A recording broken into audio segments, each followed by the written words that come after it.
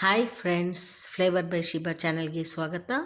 ಇವತ್ತೊಂದು rich creamy ಪಾಯಸ ಮಾಡಿ ತೋರಿಸ್ತಾ ಇದ್ದೀನಿ. ಅದು ವರ್ಕಿ ಪಾಯಸ ತುಂಬ ಚೆನ್ನಾಗಿರುತ್ತೆ.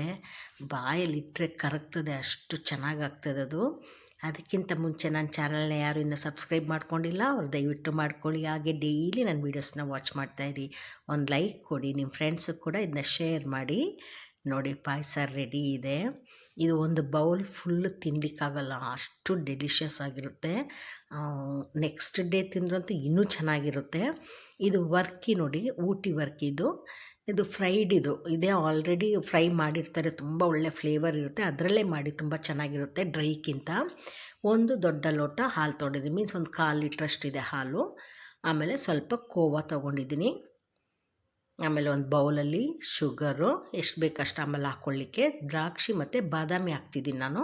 ನಿಮ್ಗೇನು ಖುಷಿ ಡ್ರೈ ಫ್ರೂಟ್ಸ್ ಅದೆಲ್ಲ ಹಾಕ್ಬೋದು, ಆಯಿತಾ. ಶುಗರ್ ತೊಗೊಂಡಿದ್ದೀನಿ ನೋಡೋದು 3/4 ಕಪ್ಪು. ಇದೊಂದು 4 ಇದೆ ವರ್ಕಿ ಅಷ್ಟೇ. ಇದು ಆಲ್ರೆಡಿ ಅವರು ತುಪ್ಪದಲ್ಲಿ ಫ್ರೈ ಮಾಡಿರ್ತಾರೆ, ಅದಕ್ಕೊಂದು ಒಳ್ಳೆ ಫ್ಲೇವರ್ ಇರುತ್ತೆ. ಡ್ರೈಯಲ್ಲಿ ವರ್ಕಿನೂ ಸಿಗುತ್ತೆ, ಅದಕ್ಕಿಂತ ಇದು ತುಂಬ ಚೆನ್ನಾಗಿರುತ್ತೆ.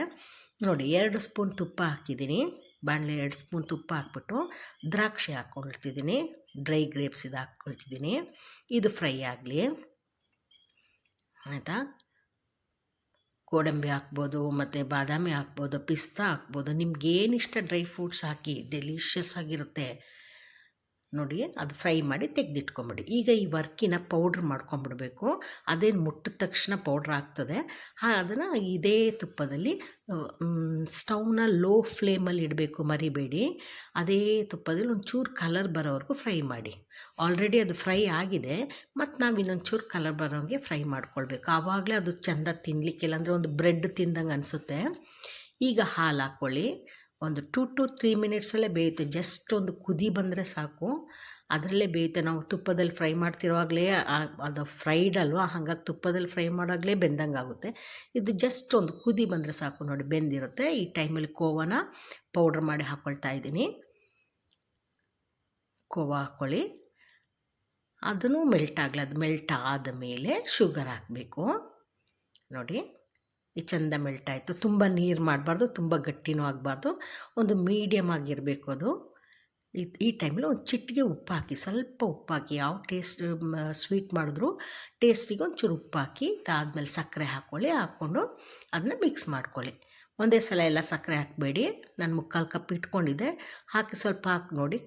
ಸಿಹಿ ಕಡಿಮೆ ಅನಿಸಿದ್ರೆ ಇನ್ನೊಂಚೂರು ಹಾಕ್ಕೊಳ್ಳಿ.